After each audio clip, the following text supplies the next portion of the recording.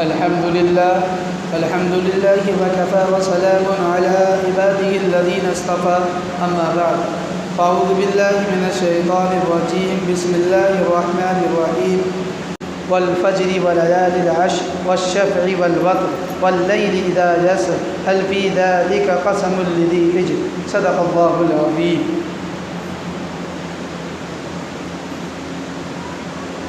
میرے بھائیوں، محترم دوستوں، بزرگ اور عزیز و ساتھیوں، اللہ پاک کا بے انتہا کرم و انعام ہے کہ اللہ پاک نے مجھے اور آپ کو جمعہ کا بابرکت دن عطا فرمایا، اور اس کے بعد مزید یہ احسان فرمایا کہ اللہ پاک نے ہمیں اپنی عبادت کے لیے اپنے گھر میں آنے کی توفیق عطا فرمائی۔ اللہ پاک ہمارے آنے کو قبول فرمائے۔ ابھی جو آپ حضرات کے سامنے جو آیت قرآنیہ تلاوت کرنے کی سعادت حاصل ہوئی ہے، اس کا ترجمہ و مفہوم یہ ہے، جس میں فرمایا اللہ جل جلالہ عما نوالہ نے کہ فجر کے وقت کی قسم اور 10 راتوں کی قسم اور جفت اور قاف کی قسم اور رات جب چلنے لگے اس کی قسم، کہ اس میں عقل مندوں کے واسطے کافی قسم ہے۔ تو ماہ ذی الحجہ کے متعلق بیان چل رہا تھا۔ ماہ ذی الحجہ کی مختلف فضیلتیں روایتوں میں بیان کی گئی ہیں۔ قرآن کریم میں بھی اس کا ذکر کیا گیا ہے کہ ماہ ذی الحجہ کے جو ابتدائی دن ہوتے ہیں، اس کی فضیلت جناب رسول اللہ صلی اللہ علیہ وسلم نے روایت میں بیان فرمائی ہے، بلکہ روایات میں اس مہینے کی بھی فضیلت بیان فرمائی ہے۔ ہاں، ایک انسان ہوتا ہے جس طرح اس کو بھی ایک موقع اللہ پاک دیتے ہیں، جیسے رمضان مبارک کا مہینہ آیا تھا تو اس لیے آدمی نے بہت سارے لوگوں نے اس مہینے میں قدردانی کی، عبادت کی، اللہ کو راضی کیا، اللہ کی رضا والے کام کیے، اللہ کی مرضی کے مطابق عمل کر کے اللہ کو راضی کیا۔ کسی نے روزے رکھے، کسی نے تلاوت ذکر و اذکار میں اپنا وقت لگایا، اور ایسے ہی نماز کا اہتمام، ذکر و اذکار کا اہتمام، رمضان مبارک کے روزے کا اہتمام، ساتھ ساتھ زکوٰۃ دی۔ بہت سارے لوگوں نے جن پر زکوٰۃ واجب تھی انہوں نے زکوٰۃیں دی، جو قرآن پڑھے ہوئے تھے انہوں نے قرآن پڑھا، اور جو قرآن نہیں پڑھے ہوئے تھے مگر ذکر کرنا جانتے تھے تو انہوں نے ذکر کیا، اور جو ذکر بھی کرنا نہیں جانتے تھے مگر اس کے باوجود وہ رمضان المبارک کے مہینے میں چاہے ذکر نہیں کرتے تھے مگر مسجد میں پہلے آ کے بیٹھ جایا کرتے تھے ایک کونے میں، یا کسی جو کلمات جو ذکر کی چیزیں ان کو یاد تھی وہ پڑھ لیا کرتے تھے، یا ایک دوسرے سے پوچھ کر یا ایک دوسرے کے پاس بیٹھ کر وہ فضیلتیں حاصل کر لیا کرتے تھے۔ کچھ لوگ ایسے دیکھنے میں آئے رمضان میں کہ جو قرآن کریم پڑھے ہوئے نہیں تھے مگر قرآن کریم جو پڑھنا جانتے تھے یا جو پڑھ رہے تھے ان کے پاس جا کر بیٹھ جاتے تھے اور ان کے قرآن کریم کو سنتے تھے، کیونکہ وہ تو خود پڑھے ہوئے نہیں تھے۔ تو لوگ اس طرح، کوئی تو اس طرح کہ خود عمل کر کے فضیلت حاصل کر رہا تھا، کوئی فضیلت کو حاصل کر رہا ہے، وہ عمل کر رہا ہے، اس کا ساتھی بن کر اس کے پاس بیٹھ کر اس فضیلت کو لے رہا تھا۔ تو کوئی نہ کوئی عمل، کوئی نہ کوئی وجود میں رمضان میں آ رہا تھا جس کے ذریعے وہ بندہ اللہ کی رضا کو حاصل کرنے کے لیے، اللہ کے قریب پہنچنے کے لیے، اپنے گناہوں کو معاف کرانے کے لیے کوئی نہ کوئی رمضان میں بندہ عمل انجام دے رہا تھا۔ اور الحمدللہ ثم الحمدللہ کثیر تعداد میں لوگوں نے اللہ کی عبادت رمضان میں کی اور اپنے آپ کے گناہوں کو معاف فرمایا۔ اور بعد میں روایات کے مطابق یہ بھی ہے کہ اللہ پاک جو بندہ نیکی کرتا ہے اور نیکی کے کاموں میں لگ جاتا ہے، عبادت میں لگتا ہے، عبادت کے بعد جو اللہ نے وعدہ کیا ہے وہ وعدہ اکثر لوگوں کے ساتھ اللہ نے پورا بھی۔ وہ لوگ جو نافرمان تھے، جو ماں باپ کے نافرمان تھے، شراب کے عادی رہے، نافرمانی میں مبتلا ہیں، ان لوگوں کے علاوہ اللہ پاک نے سب کی مغفرت کر دی، سب کے گناہوں کو معاف کر دیا۔ ہاں اس کے باوجود بھی کچھ لوگ ایسے ہوتے ہیں جو ایسے بابرکت مہینے کو، ایسے بابرکت دنوں کو اور ایسے مبارک دن کو، ایسے مبارک ایام کو، ایسے مبارک گھڑی کو چھوڑ کر وقت گزارتے ہیں غفلت میں، سستی میں، لاپرواہی میں، اور ایسی غفلت ہو جاتی ہے کہ وہ وقت چلا جاتا ہے اور اس وقت کی اور اس دن کی اور اس مہینے کی جس طرح قدر کرنی چاہیے اس طرح قدر بندہ نہیں کر پاتا۔ تو اس نسبت پر اللہ پاک نے کچھ مہینے ایسے بنائے کہ ایک مہینہ ایسا بنایا کہ جس میں بندہ اپنے آپ کو، شیطان کو اس سے دور کر دیا، شیطان کو قید کر دیا جاتا ہے، اور صرف بندہ اپنے عملی طور پر اپنے آپ کے نفس کے تقاضے کے ساتھ، اپنے جذبے کے ساتھ، اپنے شوق کے ساتھ خود عمل کرے، کوئی اس کو بہکانے والا نہ ہو، کوئی اس کو روکنے والا نہ ہو، کوئی گناہوں سے اس کو ہٹانے والا نہ ہو۔ اس طرح اس کو ایک ایسا مہینہ بھی عطا کرتے ہیں تاکہ بندہ اس مہینے میں اللہ کی طرف یکسوئی کے ساتھ اللہ کی طرف لگے اور اللہ کی طرف اتنا آ جائے کہ اللہ پاک اس سے راضی ہو جائے اور اللہ اس کی مغفرت کر دے، اس کے گناہوں کو نیکیوں میں بدل دے۔ اس کے مواقع اللہ پاک بار بار دیتے ہیں، کبھی تو مہینے کی شکل میں دیتے ہیں، کبھی دن کی شکل میں دیتے ہیں، کبھی دنوں کی شکل میں دیتے ہیں۔ اس لیے اللہ پاک نے جس طرح رمضان جیسا موقع مجھے اور آپ کو عطا فرمایا تھا، اب ایک موقع اور اللہ پاک دوبارہ ہمیں عطا کر رہے ہیں، ہاں وہ بھی بڑا فضیلت والا۔ جس طرح رمضان کے اندر عبادت کرنا فضیلت کا حامل ہوتا ہے، فضیلت ملتی ہے، اسی طرح سے جو آنے والا مہینہ آ رہا ہے جس کو ذی الحجہ کا مہینہ کہلاتا ہے وہ بھی بڑا فضیلت والا ہے۔ اس ذی الحجہ کے مہینے کی جو ایام ہیں شروع کے ابتدائی وہ بڑی فضیلت رکھتے ہیں، روایات میں اس کا ذکر ہے، بلکہ اس مہینے کا بھی ذکر ہے۔ اللہ کے نبی علیہ السلام نے اس کا ذکر کیا ہے۔ حضرت ابو سعید خدری رضی اللہ عنہ اس کے راوی ہیں، وہ فرماتے ہیں جناب رسول اللہ صلی اللہ علیہ وسلم نے ارشاد فرمایا کہ تمام مہینوں کا جو سردار ہے وہ تو رمضان المبارک کا مہینہ ہے۔ تمام مہینوں کا سردار جو ہیں وہ تو رمضان المبارک کا مہینہ ہے۔ ہاں، اور سب مہینوں میں بزرگ تر مہینہ، ہاں بزرگ تر مہینہ جو ہے وہ ماہ ذی الحجہ کا مہینہ ہے، ذی الحجہ کا مہینہ ہے۔ الحمدللہ آج ذی القعدہ کی 26 تاریخ ہو چکی ہے، ہاں آج 26، چند دنوں کے بعد ذی الحجہ کا مہینہ شروع ہو جائے گا۔ اب اس سے پہلے آدمی کو کیا کام انجام دینے ہیں اس کی فکر کرنی چاہیے تاکہ ذی الحجہ کے جو دن ہیں اس کی آدمی صحیح طریقے سے قدر کر سکے، اس کی قدر کا جو حق ہے وہ حق ادا ہو سکے، اس کے بارے میں جو فضیلتیں دن کے متعلق، ان دنوں کے متعلق بیان کی گئی ہے وہ دن وہ آدمی اس طرح انجام دے دے جس طرح حدیثوں میں بھی اس کا ذکر ہے، جس طرح اس کو سمجھایا ہے، جس طرح اس کو بتایا ہے، جس طرح اس کا ذکر ہے، تذکرہ ہے۔ اس لیے ہمیں چاہیے کہ ہم اس کی تیاری میں لگیں۔ ایک آدمی ہے کہ اس کو اگر کہیں سفر میں جانا ہے تو اس کے سفر میں جانے کی یہ ترتیب ہوتی ہے کہ پہلے وہ یہ دیکھتا ہے کہ مجھے کس گاڑی سے جانا ہے، اور اس گاڑی سے جانے کے لیے صرف دیکھ کر خاموش نہیں رہتا بلکہ یہ دیکھتا ہے کہ اس گاڑی کا ٹکٹ کیسے حاصل ہوگا، اور پھر ٹکٹ حاصل ہو جانے کے بعد خاموشی سے نہیں بیٹھتا، اس کی جو تیاری ہوتی ہے سفر کے لیے جو چیزیں تیار کی جاتی ہیں اس کو پیک بھی کرتا ہے، اور پھر سفر کے لیے نکلتا بھی ہے، اور پھر جہاں وہ گاڑی ملتی ہے وہاں جاتا بھی ہے، اور جا کے پھر اس سفر کو جس طرح انجام دیا جاتا ہے اس طرح اس کو انجام دیتا ہے۔ ایسا نہیں ہے کوئی آدمی سفر کا ارادہ کر رہا ہے اور سفر میں جانے کے لیے تیار بھی ہو گیا ہے اور بغیر ٹکٹ کے وہ چلا جائے گا تو جرمانہ ہو جائے،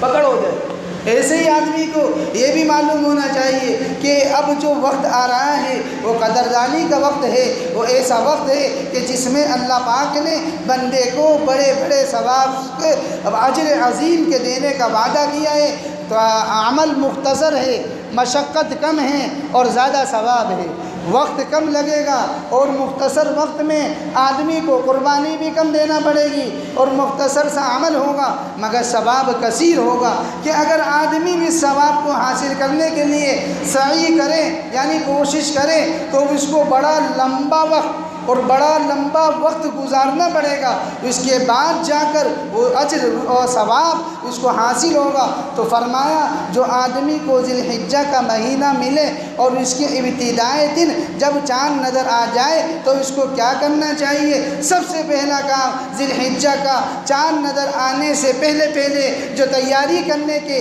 اور جس کام کو کرنے کا حکم دیا ہے، اس چیز کو ذہن میں رکھتے ہوئے آدمی کو شروعات اس طرح کرنی چاہیے کہ تاکہ آدمی کے جو ایام، جن ایاموں کے متعلق یہ بیان کیا گیا ہے، اگر ان ایام کو اس طرح گزار لو گے جو اس کا طریقہ ہے تو تمہیں یہ اجر سے تمہیں نوازا جائے گا۔ آگے آ رہا ہے وہ اجر کیا ہے، تو ام المؤمنین حضرت ام سلمہ رضی اللہ عنہا روایت فرماتی ہیں جناب رسول اللہ صلی اللہ علیہ وسلم نے ارشاد فرمایا جس شخص کو قربانی کرنی ہو تو وہ ذی الحجہ کا چاند نظر آنے سے پہلے اپنے ناخن اور بال کٹوا لے۔ ہاں، ذی الحجہ کا چاند نظر آ گیا ہے، اب وہ نہ ناخن کٹوائے نہ بال کٹوائے۔ اس لیے سب سے پہلا عمل یہ ہے کہ ہم سب آج 26 تاریخ ہے، اب یہ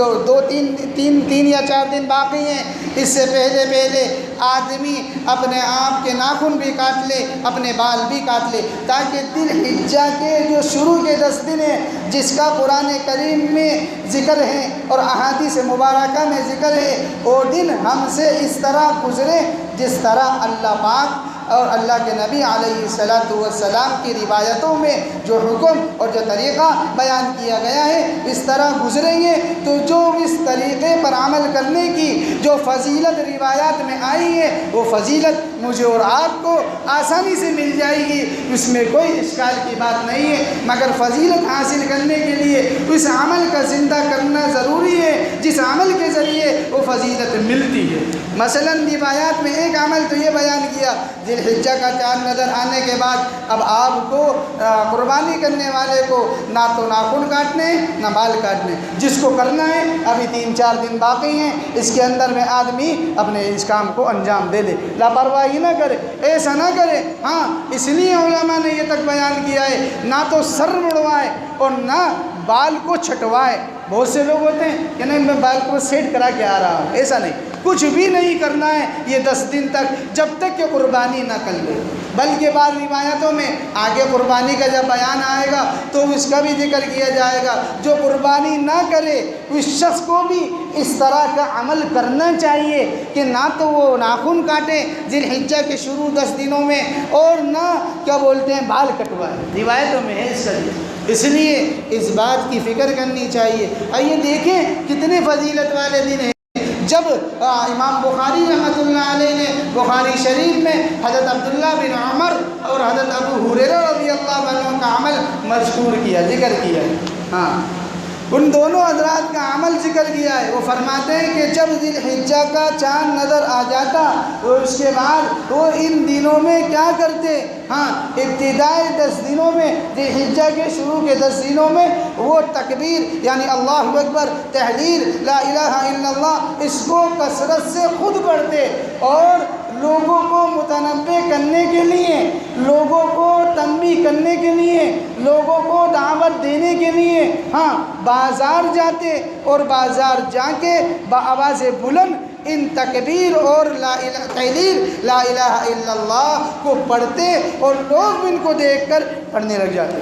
تو اس سے معلوم ہوا کہ ہمیں اور آپ کو چاہیے کہ ہم اس عمل کو انجام دیں۔ جیسے ہی یہ مہینہ شروع ہو جائے تو اس کے ابتدائی دنوں میں آدمی چند اعمال کا اہتمام کر دے۔ ایک تو یہ کہ تکبیر بھی پڑھنا چالو کر دے، لا الہ الا اللہ بھی پڑھنا چالو کر دے، اور اسی طرح سے قرآن کریم کی تلاوت بھی جو اور دنوں میں آدمی کرتا ہے اس سے زیادہ کرنا چالو کر دے۔ آگے آئے گا کہ یہ کیا فضیلت رکھتا ہے، ایسے ہی ذکر و اذکار کو بڑھا دے، نمازوں کو بڑھا دے، نوافلوں کو بڑھا دے، ایسے ہی روزہ رکھنے لگ جائے، یہ فضیلت ہے۔ روایات میں ہے حضرت ابو ہریرہ رضی اللہ عنہ راوی ہیں اس کے، اللہ کے نبی علیہ السلام نے ارشاد فرمایا کہ سب سے زیادہ موضوع اور مناسب اور سب سے زیادہ محبوب اور پسندیدہ اللہ تعالیٰ کے نزدیک ماہ ذی الحجہ کے شروع کے 10 دن ہیں۔ ہاں شروع کے 10 دن ہیں۔ جو شخص اس 10 دن میں عبادت کرتا ہے تو اس کا ثواب کتنا ملتا ہے؟ 1 دن کے روزے کا ثواب 1 سال کے روزے کے بقدر ہے۔ 1 دن کے روزے کا ثواب 1 سال کے روزے کے بقدر ہے، اور رات کی عبادت کا ثواب شب قدر کی نفلوں کے برابر ثواب رکھتا ہے۔ یہ کوئی معمولی بات نہیں ہے، یہ بہت بڑی بات ہے کہ ایک آدمی ہے کہ جو سال بھر روزے رکھے گا، اس کے بعد جا کر جو اس کو ثواب حاصل ہوگا۔ فرمایا اگر کوئی آدمی ماہ ذی الحجہ کے ابتدائی 10 دنوں کے روزے رکھ لے گا، عشرے کے روزے رکھ لے گا، تو اس کو 1 دن کے روزے پر 1 سال کے روزے کا ثواب ملے گا۔ ایسے ہی روایات میں آتا ہے، حضرت ابن عباس رضی اللہ عنہما اس کے راوی ہیں، وہ فرماتے ہیں کہ ایک آدمی عشرہ ذی الحجہ کے شروع کے 10 دنوں میں سے ہر ایک دن کا روزے کا ثواب 1 سال کے روزے کے بقدر ہے۔ اور فرمایا عرفے کے دن کے روزے کا ثواب جو ہے، عرفہ کہتے ہیں 9 ذی الحجہ کی تاریخ کو، قربانی سے 1 دن پہلے کا جو دن ہوتا ہے وہ عرفے کا دن ہوتا ہے۔ ہاں، اس دن کے روزے کا ثواب جو روایات میں بیان کیا گیا، فرمایا 2 سال کے روزے کا ثواب ہے۔ آگے سنو کیا کر رہے ہیں، دوسری روایتوں میں کیا ذکر آتا ہے، 2 سال کے روزے کا ثواب ہے۔ ہاں، اور فرمایا پھر عاشورہ کے دن کے روزے کا ثواب 1 سال کے روزے کے بقدر ہے۔ اور جمعے کی رات جو گئی ہے، جمعرات سے چلو ہوتی ہے، کیونکہ اسلامی سالوں میں، اسلامی دنوں میں جو تاریخ چلو ہوتی ہے وہ رات سے ہوتی ہے، وہ رات سے ہوتی ہے۔ تو جمعرات کو کے بعد جو رات آتی ہے، جمعرات شروع ہونے کے بعد جو رات آتی ہے وہ جمعے کی رات کہلاتی ہے۔ اس میں جو عبادت کرتا ہے تو اس کو ثواب اس طرح ملتا ہے جیسے شب قدر کی نفلوں میں عبادت کرنے کا ثواب ملتا ہے۔ روایات میں کہ آدمی جب یہ عبادت کرتا ہے تو کتنا، اسی وجہ سے روایات میں آتا ہے کہ علماء بیان کرتے ہیں کہ اس کی فضیلت کتنی ہے، آپ اندازہ کریں۔ ہاں، شیخ عبدالحق محدث الدہلوی رحمۃ اللہ علیہ، شیخ عبدالحق محدث الدہلوی رحمۃ اللہ علیہ ما ثبت من السنہ نامی کتاب میں تحریر فرماتے ہیں کہ اگر کسی شخص نے اس بات کی نظر مانی، یعنی منت مانی کہ اگر میرا فلاں کام ہو گیا تو میں ہفتے کے سب سے افضل دن کا روزہ رکھوں گا، ہاں، اس نے اس بات کی منت مانگی۔ ہاں، شیخ محدث دہلوی رحمۃ اللہ علیہ کہتے ہیں کہ اگر کسی شخص نے یہ منت مانی کہ میرا فلاں کام ہو گیا تو میں ہفتے کے سب سے افضل دن کا روزہ رکھوں گا، تو اس کو جمعے کے دن کا روزہ رکھنا پڑے گا، کیونکہ سب سے افضل دن تمام دنوں میں جمعے کا دن ہے۔ اور فرماتے ہیں کہ اگر کسی نے اس بات کی منت مانی کہ میں سال کے سب سے افضل دن کا روزہ رکھوں گا تو اس کو عرفے کے دن کا روزہ رکھنا پڑے گا۔ ہاں، اور پھر یہ کہتے ہیں کہ اگر کسی نے منت مانی کہ میں سال کے افضل دنوں کا روزہ رکھوں گا تو اس کو عشرہ ذی الحجہ کے 10 دن کا، یہ 10 دنوں کے روزے رکھنا پڑیں گے۔ ہاں، کیونکہ یہی سال کے سب سے افضل دن۔ اس سے پتہ چلتا ہے، ہاں، شیخ صاحب کی تحریر سے پتہ چلتا ہے کہ ماہ ذی الحجہ کے جو ابتدائی جو 10 دن ہیں یہ کتنی فضیلت والے ہیں۔ ہاں، اس میں آپ اندازہ کریں کہ ان دنوں میں، ذی الحجہ کے شروع کے دنوں میں ہفتے کا افضل دن بھی آ جاتا ہے اور سال کا افضل دن بھی آ جاتا ہے۔ ہاں، دیکھو جمعہ بھی آ جاتا ہے یہ 10 دن میں، اور عرفے کا دن بھی آ جاتا ہے اس دن میں، اور اسی وجہ سے بعض علماء نے اس عشرے کو رمضان المبارک عشرے سے بھی افضل قرار دیا، ہاں، فضیلت کے حساب سے۔ کیوں یوں فرمایا؟ کیونکہ اس کی بنیادی بات یہ ہے کہ اس کے اندر بات یہ ہے کیونکہ اس کے اندر بنیادی عبادتیں جو ہیں وہ ایک ساتھ جمع ہو جاتی ہیں، کہ اس میں روزہ بھی جمع ہو جاتا ہے، نماز بھی، صدقہ بھی، اور ایسے ہی حج بھی۔ جو رمضان میں حج جمع نہیں ہوتا ہے مگر اس عشرے کے اندر حج بھی جمع ہو جاتا ہے، اس اعتبار سے یہ عشرہ رمضان المبارک کے عشرے سے زیادہ افضل ہے۔ اسی وجہ سے روایات میں آتا ہے کہ ایک آدمی ہے، ہاں، روایات میں انس بن مالک رضی اللہ عنہ سے منقول ہے کہ یہ جو عشرہ یہ ہے، عشرے سے مراد اصل میں روزے کے اعتبار سے کہ کہلانے میں آتے ہیں کہ عشرے سے ولیال العشر 10 راتیں مراد ہے، تو اس سے 10 رات بھی مراد ہے، دن بھی مراد ہے۔ ہاں، حضرت ترجمان القرآن حضرت عبداللہ بن عباس رضی اللہ عنہ فرماتے ہیں کہ سورۃ الفجر میں اللہ پاک نے جن آیتوں میں فجر کا ذکر کیا ہے تو وقت فجر مراد ہے، اور ولیال العشر سے ذی الحجہ کی 10 راتیں مراد ہیں اور 10 دن مراد ہیں، اور اسی طرح سے شفع یعنی جفت سے قربانی کا دن مراد ہے، اور وتر یعنی طاق سے عرفے کا دن مراد ہے۔ اور فرماتے ہیں کہ انس بن مالک رضی اللہ عنہ سے منقول ہے کہ یہ ذی الحجہ کے جو شروع کے ابتدائی دن ہیں یہ فضیلت کے حساب سے کہا جاتا ہے۔ حضرت بن مالک سے منقول ہے کہ ذی الحجہ کے ابتدائی دنوں کے بارے میں کہا جاتا ہے کہ یہ ایک دن 1000 دن کے برابر ہے اجر و ثواب کے لحاظ سے۔ اور فرماتے ہیں کہ عرفے کا دن کیا فضیلت رکھتا ہے اجر و ثواب کے لحاظ سے، وہ 10,000 دن کے برابر ہے۔ اور 1000 دن کا وقفہ علماء نے کتنا بیان فرمایا، 2 سال 9 ماہ 22 دن ہیں، اور عرفے کا دن کتنا ثوابی حساب سے کتنا اونچا ہے، روایات میں 10,000 دن کے برابر۔ اب آپ اندازہ کریں کتنے سال ہوتے ہیں 10,000 دن کے، آپ اندازہ کریں تقریباً 27 سال کے قریب کا وقفہ پہنچتا ہے تقریباً۔ اور ان دونوں کو ڈیوائیڈ کرے کہ ایک آدمی نے 10 دن کی عبادت کر لی، اپنے آپ کو عبادت میں لگا دیا، ہر دن کا روزہ رکھا، ہر دن اہتمام کیا، ہاں تو فائدہ کیا ملے گا؟ روایات میں آپ دیکھیں کہ ہاں کیا فائدہ ملے گا، تقریباً وقت بنے گا کہ 43 سال کی عبادت کا اجر مل رہا ہے اس کو، تو معمولی چیز۔ اسی لیے صحابہ اس میں زیادہ منور، روایت میں آتا ہے سعید بن جبیر رضی اللہ عنہ کے متعلق جیسے ہی ذی الحجہ کا چاند نظر آتا تو حد سے زیادہ تجاوز کرتے عبادت کرنے میں، حد سے زیادہ منہمک ہو جاتے تھے عبادت میں، اتنے افضل دن نہیں ہے۔ ایسے ہی روایات میں آتا ہے کہ یہ آدمی یہ ان دنوں کو پالے۔ حضرت عبداللہ بن عباس رضی اللہ عنہما روایت فرماتے ہیں کہ ذی الحجہ کے شروع کے جو ابتدائی 10 دن ہیں ان کے متعلق کہ ہر دن کا ثواب اجر و ثواب کے لحاظ سے اس کا ذکر کرتے ہیں کہ ہر ایک دن کا روزہ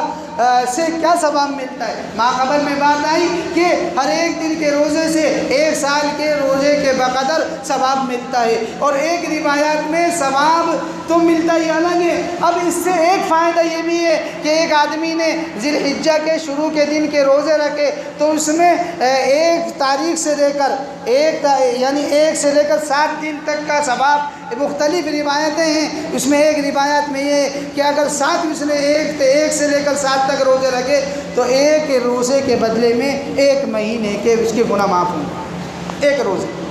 ایسے ہی 7 روزے رکھ لیے 7 تاریخ تک تو 7 مہینے کے گناہ اس کے معاف ہو گئے۔ اب 8ویں ذی الحجہ جس کو یوم ترویہ کہتے ہیں اس کے متعلق اس روایت میں الگ فضیلت ہے۔ اس نسبت پر یہ روایت حضرت عبداللہ بن عباس رضی اللہ عنہ نے روایت فرمائی ہے، فرماتے ہیں کہ 8ویں ذی الحجہ کا جس نے روزہ رکھا ہے اس روزے کی نسبت پر اس کے 1 سال کے گناہ معاف ہوتے ہیں۔ کتنے بھائی؟ 1 سال۔ آگے سنو اسی روایت میں کہ جو عرفے کا دن 8ویں کی فضیلت آ گئی 1 سال کی، اب 90 دن کا 90 عرفے کے دن کا جو روزہ ہے وہ کیا فضیلت رکھتا ہے؟ فرماتے ہیں حضرت عبداللہ بن عباس رضی اللہ عنہما اس سے 2 سال کے گناہ معاف ہوتے ہیں، 2 سال۔ اب یہ تو ہو گئی ایک بات، اب یہ بات پتہ نہیں چل پائی کہ یہ تو ذکر ہے روایات میں 1 مہینے کے گناہ معاف ہونا، 1 سال کے گناہ معاف ہونا، 2 سال کے گناہ معاف ہونا، ارے سال کون سا ہے؟ آگے والا ہے پیچھے والا ہے، اس کا ذکر نہیں ملا اس میں۔ تو دوسری روایات میں اللہ کے نبی علیہ الصلوۃ والسلام نے اس کی فضیلت بیان فرمائی۔ وہ روایات حضرت ابو قتادہ رضی اللہ عنہ سے، ہاں حضرت ابو قتادہ رضی اللہ عنہ روایت فرماتے ہیں کہ جناب رسول اللہ صلی اللہ علیہ وسلم نے ارشاد فرمایا جو آدمی عرفے کے دن کا روزہ رکھتا ہے وہ اس سے 2 سال کے گناہوں کا وہ کفارہ ہے، اور اس کفارے کی طرف اشارہ دیا، وہ کس طرح کون سے سال کا کفارہ ہے؟ تو روایات میں ہے 1 سال پہلے کا، 1 سال بعد کا، 1 سال جو گزر گیا ہے اس کا ہے، اور 1 سال جو آ رہا ہے، جو چل رہا ہے، اس کا ہے۔ آپ اندازہ کریں اللہ پاک ہمارے ساتھ کتنا بھلائی کا اور کتنا کریمی کا اور رحم کرم کا احسان کا معاملہ کر رہے ہیں کہ ایک آدمی ہے کہ ایسا ہو جاتا ہے کہ آدمی گناہ تو کرنا نہیں چاہتا، پھر بھی ایسا گناہ ہو جاتا ہے ماں قبل میں کہ غلطی ہو گئی، اب اس کی ندامت اس کو رہتی ہے، شرمندگی رہتی ہے، احساس رہتا ہے، اب وہ سوچتا ہے اس کے لیے بار بار اللہ سے توبہ کرتا ہے، معافی مانگتا ہے کہ اللہ معاف کر دے، مگر وہ تلاشتا ہے کہ کیسے کر کے یہ گناہ معاف، مگر معلوم نہیں ہوتا کہ گناہ معاف ہو رہا ہے نہیں ہو رہا۔ تو ایسے مواقع، ایسے طریقے، ایسے عمل اللہ نے بنا رکھے ہیں جن کے کرنے سے اللہ پاک صغائر کو بھی معاف کر دیتے ہیں۔ کبیرہ گناہ جو بڑے بڑے ہیں وہ تو اللہ توبہ اللہ کے ذریعے معاف ہوتے ہیں۔ ماں قبل میں بات آ گئی تھی، ہاں اگر اللہ کسی بندے کے ساتھ فضل و کرم کا معاملہ کر دے، رحم اور کرم کا معاملہ کر دے، یہ ایک الگ بات ہے، یہ اللہ کے اختیار میں، اللہ چاہے تو گنہگاروں کو معاف کر دے، نیکوں کو پکڑ لے، یہ اللہ کے اختیار میں، اس کو کوئی نہیں بول سکتا۔ ہاں مگر قاعدہ یہ ہے کہ جب بندہ صغائر اس سے ہو جاتے ہیں کہ اگر تو اللہ پاک اس کے صغائر کو تو ان عملوں کے ذریعے، ذکر و اذکار، روزہ، نماز اور ذکر و تلاوت کے ذریعے معاف کر دیتے ہیں۔ ہاں کبائر کا مسئلہ ایسا ہے جب تک بندہ اللہ تعالیٰ سے اور اگر حقوق العباد کا تعلق ہوتا ہے تو بندے سے معافی نہیں مانگتا تو وہ معاف نہیں ہوتے۔ اس لیے روایات میں کہ اللہ کے نبی علیہ السلام نے ارشاد فرمایا 1 سال پہلے کے 1 سال بعد کے گناہ معاف ہو جاتے۔ ایسے ہی روایات میں کہ آپ اندازہ کریں کہ کس طرح فضیلت ہے۔ یہ جو آدمی فضل بن عباس کی روایت میں وہ فرماتے کہ اللہ کے نبی علیہ السلام نے فرمایا کہ یہ عرفے کا دن کتنا بابرکت دن ہے کہ جس دن آدمی نے 3 عمل، جس دن ذکر ہے ان 3 چیزوں کی حفاظت کر لی، یعنی آدمی نے اپنے آپ کو اس دن گناہوں سے محفوظ رکھا۔ وہ 3 چیزوں کا ذکر کیا کہ زبان کی اس نے حفاظت کی، کان کی اس نے حفاظت کی، آنکھ کی اس نے حفاظت کی، تو فائدہ کیا ملے گا عرفے کے دن؟ اس نے یہ 3 اعضاء کی حفاظت کی۔ ہاں مطلب یہ کہ اس نے اپنے آپ کو گناہوں سے بچایا، کیا فائدہ؟ غفر لہ من عرفہ الی عرفہ،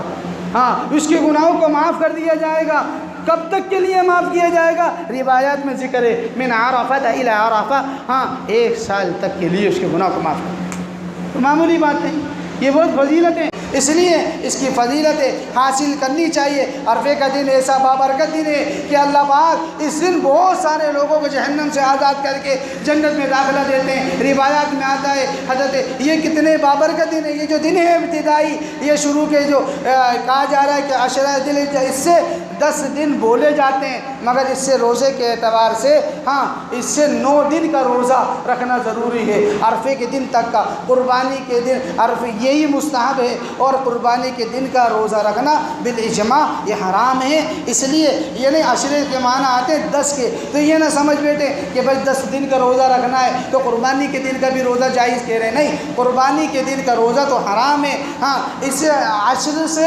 مراد روزے کے حساب سے 9 دن ہیں، 9 دن کے روزے۔ روایات میں آتا ہے حضرت حفصہ رضی اللہ عنہ فرماتی ہے اللہ کے نبی صلی اللہ علیہ وسلم 4 چیزوں کو کبھی نہیں چھوڑتے تھے۔ وہ 4 چیزوں کا ذکر کیا کہ پہلے عاشورے کے دن کا روزہ کبھی جناب رسول اللہ صلی اللہ علیہ وسلم نہیں چھوڑتے تھے، اور یہ ذی الحجہ کے شروع کے دنوں کے روزے جناب رسول اللہ صلی اللہ علیہ وسلم کبھی نہیں چھوڑتے تھے، اور مہینے کے 3 دن کے روزے جناب رسول اللہ صلی اللہ علیہ وسلم کبھی نہیں چھوڑتے تھے، اور فجر کی 2 رکعت سنت کو، ہاں جو فجر کی نماز سے پہلے 2 رکعت جو سنت پڑھی جاتی ہے اس کو کبھی جناب رسول اللہ صلی اللہ علیہ وسلم نہیں چھوڑتے تھے۔ اللہ پاک سے دعا ہے کہ یہ جو وقت آنے والا ہے اس وقت میں جو مہینے کے جو ایام ہوں گے انشاءاللہ ہم اس طرح گزاریں گے جس طرح اس کے گزارنے کا حق ہے، اور اسی طریقے سے ہم اس کو عمل میں لائیں گے، خوب اہتمام کریں گے۔ اس لیے عرفے کے دن کی دعا کا بھی ذکر جناب رسول اللہ صلی اللہ علیہ وسلم نے فرمایا ہے کہ آپ صلی اللہ علیہ وسلم عرفے کے دن کیا دعا پڑھتے تھے؟ روایات میں لا الہ الا اللہ وحدہ لا شریک لہ لہ الملک و لہ الحمد بیدہ الخیر وہو علی کل شیء قدیر، یہ جناب رسول اللہ صلی اللہ علیہ وسلم پڑھتے تھے۔ اس مہینے کے اندر جو ابتدائی دن ہیں ذی الحجہ کے وہ بڑی فضیلت رکھتے ہیں۔ سعید بن جبیر رضی اللہ عنہ اس کے راوی ہیں، اللہ کے نبی علیہ السلام نے ارشاد فرمایا کہ سب سے زیادہ موزوں اور مناسب اور سب سے زیادہ محبوب اور پسندیدہ اللہ تعالیٰ کے نزدیک ماہ ذی الحجہ کے شروع کے 10 دن ہیں۔ ہاں، شروع کے 10 دن ہیں۔ جو شخص اس دن میں عبادت کرتا ہے تو اس کا ثواب کتنا ملتا ہے؟ ایک دن کے روزے کا ثواب 1 سال کے روزے کے بقدر ہے۔ ایک دن کے روزے کا ثواب 1 سال کے روزے کے بقدر ہے۔ اور فرمایا اس جو ابتدائی جو دن ہے اس کا ثواب، اجر و ثواب کے لحاظ سے 700 گنا تک بڑھا دیا جاتا ہے۔ کتنے گنا؟ 700 گنا۔ ایک آدمی ہے، 1 یاسین شریف پڑھے گا، 700 یاسین شریف کا ثواب ملے گا۔ 2 رکعت نماز پڑھے گا، 2 نفل پڑھے گا، 700 نفل کا ثواب ملے گا۔ ذکر و اذکار جس حساب سے کرے گا 700 گنا بڑھ جائے گا اس ابتدائی دن میں۔ اس لیے ہمیں قدردانی کرنی چاہیے۔ اللہ پاک سے دعا ہے اللہ پاک اس لمحے کو جو آ رہا ہے اس کی ہر ایک لمحے کی قدر کرنے کی توفیق عطا فرمائے۔ وما علینا الا البلاغ۔